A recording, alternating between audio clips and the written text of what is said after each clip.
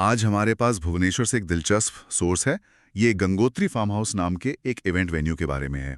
लेकिन हम सिर्फ एक जगह का रिव्यू नहीं कर रहे हैं। आज हम ये समझने की कोशिश करेंगे कि भुवनेश्वर जैसे तेजी से बढ़ते शहर में एक बिजनेस खुद को मार्केट में कैसे पेश करता है। हाँ, हमारे पास जो सोर्स है वो असल में उनकी मार्केटिंग कॉपी है। तो आज का मिशन है इस कॉपी को डीकोड करना और समझना कि उनका असली गेम प्लान क्या है। बिल्कुल। ये केस स्टडी इसलिए भी दिलचस्प है क्योंकि इससे पता चलेगा कि इतने कॉम्पिटिटिव मार्केट में कोई एक वेन्यू अपनी जगह कैसे बनाता है। हम्म। हम सिर्फ ये नहीं देखेंगे कि वो क्या कह रहे हैं, बल्कि ये भी समझेंगे कि वो क्यों कह रहे हैं। उनके शब्दों के पीछे की स्ट्रैटेजी क्या है, वो किस ग्राहक को टारगेट कर रहे हैं और वो खुद को बाकियों से अलग कैसे दिखा रहे हैं। चलिए तो फिर इसे खोलकर समझते हैं। सोर्स की पहली ही लाइन में वो खुद को आराम और शांति का स्वर कहते हैं, जो सुनने में तो अच्छा लगता है। हाँ, ये तो स्टैंडर्ड मार्केटिंग भाषा है। लेकिन असली हुक अगली लाइन में है। वो खुद को सिर्फ एक वेन्यू नहीं बल्कि प्रमुख वेडिंग ऑर्गेनाइजर बताते हैं। ये सिर्फ एक शब्द का हेरफेर है या इसका कोई गहरा मतलब है? नहीं नहीं, ये सिर्फ शब्दों का खेल नहीं है। ये एक बहुत बड़ा स्ट्रेटेजिक मूव है। अच्छा। हाँ, जैसे ही आप खुद को ऑर्गेनाइजर कहते हैं, आप ग्राहक की उम्मीदों को पूरी तरह से बदल देते हैं। एक वेन्यू का मतलब है जगह किराए पर देना, ठीक है। लेकिन एक ऑर्गेनाइजर का मतलब है जिम्मेदारी लेना। इसका मतलब है कि आप सिर्फ 4 दीवारें और एक लॉन नहीं बेच रहे हैं, आप एक पूरा एक्सपीरियंस, एक पैकेज बेच रहे हैं। आप क्लाइंट को कह रहे हैं, आप बस एंजॉय कीजिए, बाकी सब हम देख लेंगे। मतलब ये तनाव कम करने का एक वादा है, जो कि किसी भी शादी की प्लानिंग में सबसे बड़ी चीज होती है। बिल्कुल। पर क्या ये सिर्फ एक मार्केटिंग का दावा नहीं हो सकता? बहुत सी जगह ऐसा कहती हैं। हो सकता है, लेकिन ये उनके पूरे नैरेटिव की नींव रखता है। ये दावा उन्हें सीधे उन जगहों से अलग करता है जो सिर्फ वेन्यू रेंटल का बिजनेस करते हैं। और सोर्स में आगे जो डिटेल्स हैं वो इस दावे को सपोर्ट करती हैं। और ये दावा सिर्फ शादियों तक ही सीमित नहीं है ना? नहीं, बिल्कुल नहीं। इनकी रेंज तो बहुत बड़ी है। हाँ, यहीं पर बात और भी दिलचस्प हो जाती है। लिस्ट बहुत लंबी है। शादी, हल्दी, मेहंदी, सालगिरह, जन्मदिन, कॉर्पोरेट इवेंट्स भी। और यहाँ तक कि डांडिया नाइट्स भी। ऐसा लगता है कि वो किसी भी तरह का इवेंट करने के लिए तैयार हैं। देखिए, ये सिर्फ कैलेंडर भरने की बात नहीं है। भुवनेश्वर जैसे शहर के कॉन्टेक्स्ट में सोचिए, जो अब सिर्फ एक पारंपरिक शहर नहीं बल्कि एक उभरता हुआ आईटी और एजुकेशन हब है, जहां कॉर्पोरेट खर्च बढ़ रहा है। ये एक बहुत स्मार्ट मूव है। मतलब वो सिर्फ शादी के सीजनल रेवेन्यू पर निर्भर नहीं है। एग्जैक्टली। कॉर्पोरेट क्लाइंट्स के जरिए वो साल भर एक स्थिर कैश फ्लो बना रहे हैं। ये एक क्लासिक रिस्क मैनेजमेंट स्ट्रैटेजी है। सही बात है। शादियों का सीजन तो साल में कुछ महीने ही चलता है। हाँ, लेकिन कॉर्पोरेट इवेंट्स और बर्थडे पार्टियां तो पूरे साल होती हैं। सही बात है। और इसी में एक और बड़ा दावा है। सोर्स कहता है कि वो भुवनेश्वर में टॉप 10 वेडिंग वेन्यू में से एक हैं। हाँ। अब ये तो बहुत बड़ा स्टेटमेंट है। क्या सोर्स बताता है कि ये रैंकिंग किसकी है या ये बस कहने की बात है? सोर्स जरिए से ये एक जीनियस स्ट्रोक है। कैसे? ये एक संभावित ग्राहक के मन में तुरंत एक विश्वास पैदा करता है। आप गूगल पर सर्च कर रहे हैं और दसियों ऑप्शंस में से एक पर टॉप 10 का टैग लगा है, तो आपका ध्यान उस पर जाएगा ही। ये एक तरह का सोशल प्रूफ बनाने की कोशिश है। सिर्फ हर तरह के इवेंट ही नहीं बल्कि हर तरह के स्वाद को भी टारगेट कर रहे हैं। सोर्स में पारंपरिक मंडप और मॉडर्न आउटडोर बैंक्वेट दोनों का जिक्र है। हाँ, और ये उनकी मार्केटिंग की समझ को दिखाता है। वो एक ही समय में उस पीढ़ी को भी पकड़ना चाहते हैं जो पारंपरिक रीति रिवाजों के साथ शादी करना चाहती है, और उस युवा पीढ़ी को भी जो एक खुली जगह में इंस्टाग्राम फ्रेंडली माहौल में पार्टी करना चाहती है। वो किसी को भी छोड़ना नहीं चाहते। मतलब वो कह रहे हैं आपके दादा दादी खुश होंगे और आपके दोस्त भी। बिल्कुल। ठीक है, तो उन्होंने अपनी पहचान बना ली है, एक all in one versatile organiser. लेकिन अब आते हैं उस हिस्से पर जो शायद सबसे ज्यादा मायने रखता है, पैसे पर। हाँ, खासकर भारतीय मिडिल क्लास के लिए बजट। वो इस पर बहुत खुलकर बात करते हैं। और यही उनके मार्केटिंग का सबसे मजबूत पहलू हो सकता है। वो गोलमोल बातें नहीं करते। बिल्कुल नहीं। वो सीधे एक सवाल पूछते हैं, क्या आप भुवनेश्वर में 2 लाख रुपए के तहत सर्वश्रेष्ठ विवाह स्थल की तलाश में हैं? ये इतना सीधा और टारगेटेड है, कोई कंफ्यूजन नहीं। एग्जैक्टली। ये सवाल सीधे उस ग्राहक के दिमाग में घुसता है जिसके मन में एक फिक्स्ड बजट है। इवेंट प्लानिंग में सबसे बड़ा सिरदर्द बजट का ही होता है। इस एक सवाल से वो उस पूरे सेगमेंट को अपनी तरफ खींच लेते हैं जो किफ़ायत और क्वालिटी के बीच एक स्वीट स्पॉट ढूंढ रहा है। वो ग्राहक को ये महसूस कराते हैं कि ये लोग मेरी प्रॉब्लम समझते हैं। हाँ, और इस बजट वाले सवाल के ठीक बाद वो केटरिंग का प्राइस पॉइंट भी देते हैं, 1000 रुपए प्रति प्लेट से कम। ये भी एक बहुत ही पावरफुल नंबर है, बहुत पावरफुल। क्योंकि ये एक ठोस आंकड़ा है जिससे कोई भी तुलना कर सकता है। अगर कोई भुवनेश्वर में रहता है तो उसे पता होगा कि ये एक बहुत ही कॉम्पिटिटिव रेट है, खासकर जब इसमें शाकाहारी और मांसाहारी दोनों ऑप्शन शामिल हों। हाँ, ये उन्हें बड़े महंगे होटलों के क्लब से बाहर निकालता है और छोटे असंगठित कैटरर्स के मुकाबले एक ज्यादा भरोसेमंद और पेशेवर विकल्प के रूप में पेश करता है, मतलब वो वैल्यू फॉर मनी सेगमेंट को टारगेट कर रहे हैं, जो भारत में सबसे बड़ा बाजार है। लेकिन यहाँ एक सवाल उठता है, जब कोई इतनी कम कीमत ऑफर करता है तो अक्सर लोगों के मन में क्वालिटी को लेकर शक पैदा होता है। क्या वो इस डर को एड्रेस करते हैं? हाँ, और बहुत चालाकी से। कीमत बताने के ठीक बाद सोर्स में पेशेवर सेवा और स्वादिष्ट भोजन का वादा किया गया है। अच्छा, संदेश साफ है, कीमत कम है लेकिन क्वालिटी से कोई समझौता नहीं। ये एक क्लासिक मार्केटिंग टैक्टिक है, पहले कीमत से आकर्षित करो और फिर क्वालिटी का भरोसा देकर डर को दूर करो। स्वादिष्ट भोजन का वादा, ये भारतीय शादियों में शायद सबसे जरूरी चीज है। सबसे जरूरी। मैं एक ऐसी शादी में गया था जहां डेकोरेशन पर करोड़ों खर्च हुए थे, लाइटिंग शानदार थी, लेकिन आज भी लोग वहां के ठंडे छोले भटूरे की बात करते हैं। सही बात। सच तो यह है कि मेहमान शायद दूल्हा दुल्हन का आउटफिट भूल जाएं, लेकिन खाने का स्वाद हमेशा याद रखते हैं। इसलिए जब गंगोत्री फार्म्स स्वादिष्ट भोजन का वादा करता है तो वो सीधे दुखती रग पर हाथ रख रहा है। वो जानते हैं कि असली वर्ड ऑफ माउथ कहां से आएगा। तो उन्होंने वादा तो कर दिया, पर इस वादे को पूरा करने के लिए उनके पास असल में क्या-क्या सुविधाएं हैं? सोर्स में इसकी भी एक लिस्ट है। हाँ, कुछ मोटी-मोटी बातें हैं, outdoor wedding venue, open lawn और 2000 लोगों तक के लिए एसी बैंक्वेट हॉल।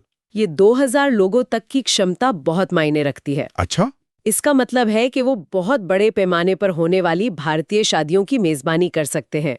ये उन्हें बाजार में एक बड़ा खिलाड़ी बनाता है। हर वेन्यू इतनी बड़ी भीड़ को हैंडल नहीं कर सकता। लेकिन साथ ही सोर्स में 500,000 लोगों के लिए भी हॉल का जिक्र है, जिसका मतलब है कि वो छोटे और मध्यम आकार के इवेंट्स के लिए भी तैयार है। लेकिन सोर्स में एक और लाइन है जो मुझे लगता है कि गेम चेंजर हो सकती है। आवास और पार्किंग के साथ रिजॉर्ट वेडिंग वेन्यू। हाँ, इस पर थोड़ा रुकते हैं। लेकिन क्या ये वाकई इतनी बड़ी बात है? आजकल तो कई वेन्यू ये सब देते हैं। आमतौर पर हाँ, लेकिन भुवनेश्वर के कॉन्टेक्स्ट में सोचिए।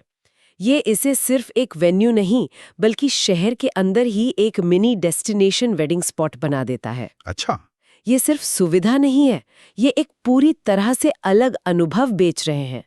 परिवार को मेहमानों के लिए शहर में अलग-अलग होटल बुक करने और उनके आने जाने की चिंता करने की जरूरत नहीं है। सब कुछ एक ही जगह पर। मतलब ये क्लाइंट के लिए एक बहुत बड़ी लॉजिस्टिक प्रॉब्लम सॉल्व कर देता है। बहुत बड़ी। और ये उनके ऑल इन वन ऑर्गेनाइजर वाले दावे को और मजबूत करता है। बिल्कुल। यहाँ ये सिर्फ ऑल इन वन सोल्यूशन नहीं बेच रहे, बल्कि बिजनेस के नजरिए से देखें तो वो वर्टिकल इंटीग्रेशन का एक छोटा रूप अपना रहे हैं। Vertical integration. हाँ, वेन्यू, केटरिंग और अब अकोमोडेशन, हर जरूरी सर्विस पर उनका कंट्रोल है। इससे क्लाइंट के लिए चीजें आसान होती हैं और बिजनेस के लिए प्रॉफिट मार्जिन बढ़ता है। ये एक क्लासिक वैल्यू चेन प्ले है, जहां आप ग्राहक को एक ही जगह पर ज्यादा से ज्यादा सर्विस देकर उसकी वैल्यू को बढ़ाते हैं। वाह, ये तो सोचने का एक बिल्कुल अलग नजरिया है। और पार्किंग का जिक्र भी है, जो छोटे शहरों में भी अब एक बड़ी समस्या बनता जा रहा है। हाँ, ये छोटी छोटी बातें हैं जो मिलकर एक बड़ा फर्क पैदा करती हैं। एक मेजबान के तौर पर कोई नहीं चाहेगा कि उनके मेहमान पार्किंग ढूंढने के लिए परेशान हो, तो वो हर उस संभावित समस्या का समाधान पहले से ही दे रहे हैं जिसके बारे में एक मेजबान सोच सकता है। ठीक है, तो कुल मिलाकर पैकेज तो काफी दमदार लग रहा है। अब मान लीजिए किसी को दिलचस्पी है, तो उनसे संपर्क करना कितना आसान है? सोर्स में इस पर भी जानकारी है। हाँ, और यहाँ भी वो दिखाते हैं कि वो आज के ग्राहक को समझते हैं। सोर्स में साफ साफ लिखा है कि संपर्क के लिए श्री सुधांशु शेखर मिश्रा से बात की जा सकती है। पूरा पता भी दिया है। और सबसे जरूरी बात, संपर्क करने के कई तरीके दिए हैं। 2 फोन नंबर्स हैं और ये भी बताया गया है कि इन्हीं नंबर्स पर व्हाट्सएप मैसेज और कॉल भी कर सकते हैं। हाँ, और उनकी एक वेबसाइट भी है, gangotrifarmhouse.com। ये मल्टी चैनल कम्युनिकेशन बहुत जरूरी है। व्हाट्सएप का जिक्र करना दिखाता है कि वो जानते हैं कि आजकल लोग कैसे बात करना पसंद करते हैं। सही है। बहुत से लोग, खासकर युवा पीढ़ी, अब सीधे फोन करने से हिचकिचाते हैं। उन्हें व्हाट्सएप पर मैसेज भेजना ज्यादा आसान लगता है। आप अपनी सुविधा अनुसार मैसेज भेज सकते हैं और जवाब दे सकते हैं। ये ग्राहक के लिए पहला कदम उठाना बहुत आसान बना देता है। सही है। तो वेबसाइट, कॉल, व्हाट्सएप, उन्होंने सारे दरवाजे खुले रखे हैं। अब अगर हम इन सभी टुकड़ों को एक साथ जोड़ें तो क्या तस्वीर उभरती है? इस पूरे विश्लेषण का निचोड़ क्या है? निचोड़ ये है कि गंगोत्री फार्म हाउस की स्ट्रैटेजी बहुत ही सोची समझी और अपने टारगेट मार्केट के लिए एकदम सटीक है। वो सिर्फ एक जगह नहीं बेच रहे, वो एक तनाव मुक्त पैकेज्ड अनुभव बेच रहे हैं। उनकी रणनीति के 3 मुख्य स्तंभ हैं। क्या है वो? पहला, एक स्पष्ट टारगेट ऑडियंस, बजट के प्रति सचेत लेकिन क्वालिटी चाहने वाला परिवार। दूसरा, एक आकर्षक मूल्य प्रस्ताव, सब कुछ एक ही जगह, एक किफायती दाम पर। और तीसरा, पारदर्शिता। पारदर्शिता मतलब कीमतों और सेवाओं के बारे में खुलकर बात करना। उनकी भाषा भी बहुत सीधी और सरल है। 2 लाख के तहत 1000 रुपए प्रति प्लेट से कम, ये ऐसे वाक्यांश हैं जो सीधे ग्राहक से बात करते हैं और उलझन भरी निर्णय लेने की प्रक्रिया को आसान बनाते हैं। कोई छिपा हुआ चार्ज या गोलमोल बातें नहीं। हाँ, और ये पारदर्शिता विश्वास पैदा करती है ना। बिल्कुल। कई जगहों पर कीमतें छिपी होती हैं और आपको हर छोटी चीज के लिए अलग से मोल भाव करना पड़ता है। यहाँ वे एक स्पष्ट शुरुआती बिंदु दे रहे हैं जो ग्राहकों को आकर्षित करता है। वो कह रहे हैं, आइए, हमारे पास आपके बजट में एक समाधान है। हाँ, ये भुवनेश्वर जैसे शहर के लिए एक बेहतरीन बिजनेस मॉडल है, जहाँ एक बड़ा मध्य वर्ग है जो अपने खास मौकों पर खर्च करना चाहता है, लेकिन समझदारी से। इस सबसे एक बड़ा सवाल मेरे मन में आ रहा है। पूछिए।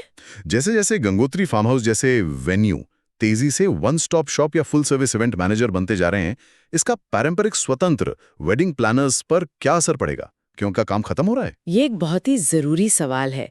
मुझे नहीं लगता कि उनका काम खत्म हो रहा है, लेकिन उनकी भूमिका निश्चित रूप से बदल रही है और बहुत तेजी से। कैसे? वो गंगोत्री फार्म हाउस जैसे वेन्यू से कीमत या सुविधा के मामले में मुकाबला नहीं कर सकते। ये वेन्यू बड़े पैमाने पर काम करते हैं, इसलिए उनकी लागत कम होती है। एक स्वतंत्र प्लानर वो रेट नहीं दे सकता। तो फिर उनके लिए भविष्य में क्या जगह है? उन्हें जिंदा रहने के लिए क्या करना होगा? उन्हें खुद को रीइन्वेंट करना होगा। उन्हें वो चीज ऑफर करनी होगी जो ये वन स्टॉप शॉप मॉडल नहीं दे सकता। और वो क्या है? वो है हाइपर पर्सनलाइजेशन और नीश एक्सपर्टीज। मतलब? हो सकता है कि स्वतंत्र प्लानर्स अब बहुत ही विशिष्ट, लग्जरी या जटिल शादियों पर ध्यान केंद्रित करें, जहां हर छोटी छोटी डिटेल पर बहुत ज्यादा व्यक्तिगत ध्यान देने की जरूरत होती है। ऐसी शादियां जहां क्लाइंट कुछ बिल्कुल अनोखा चाहता है जो किसी पैकेज में फिट नहीं हो सकता। मतलब वो उस 1% मार्केट को टारगेट करेंगे जो कुछ बिल्कुल हटकर चाहता है, जैसे कोई डेस्टिनेशन वेडिंग जो पहाड़ों में हो या कोई थीम वेडिंग जिसके लिए बहुत रिसर्च की जरूरत हो। बिल्कुल। या तो वो लग्जरी सेगमेंट में जाएंगे या फिर वो निश स्पेशलिस्ट बनेंगे, जैसे कोई प्लानर जो सिर्फ इको फ्रेंडली सस्टेनेबल शादियां करवाता हो। अच्छा। या कोई जो सिर्फ 2 संस्कृतियों के मेल वाली फ्यूजन शादियों में माहिर हो। उन्हें अपनी एक अलग पहचान बनानी होगी। और जो बीच का बाजार है? जो बीच का बाजार है, जो एक अच्छी, व्यवस्थित, बजट फ्रेंडली शादी चाहता है, वो तेजी से गंगोत्री फार्म हाउस जैसे in house venue come planners के पास जा रहा है। तो ये दिलचस्प है। इसका मतलब ये नहीं है कि एक मॉडल दूसरे को खत्म कर देगा, बल्कि ये कि इवेंट इंडस्ट्री 2 हिस्सों में बंट सकती है। हाँ। एक तरफ ये बड़े कुशल पैकेज आधारित सुपरमार्केट मॉडल होंगे और दूसरी तरफ छोटे विशेषज्ञ बुटीक प्लानर्स। हाँ, और ये ग्राहकों के लिए भी अच्छा है। आपके पास ज्यादा विकल्प होंगे। अगर किसी को एक सीधा साधा, भरोसेमंद और किफायती समाधान चाहिए तो उसके पास एक विकल्प है। और अगर किसी को कुछ बेहद खास और व्यक्तिगत चाहिए और उसका बजट ज्यादा है तो उसके पास दूसरा विकल्प भी है। इंडस्ट्री बस ज्यादा ऑर्गेनाइज्ड और सेगमेंटेड हो रही है। तो सुनने वालों के लिए सोचने वाली बात यह है कि क्या इवेंट इंडस्ट्री का भविष्य यही वन स्टॉप शॉप बनाम बुटीक एक्सपीरियंस का मॉडल है? और ये बदलाव सिर्फ भुवनेश्वर जैसे शहरों में हो रहा है या ये पूरे देश में एक बड़ा ट्रेंड है? ये सोचने वाली बात है।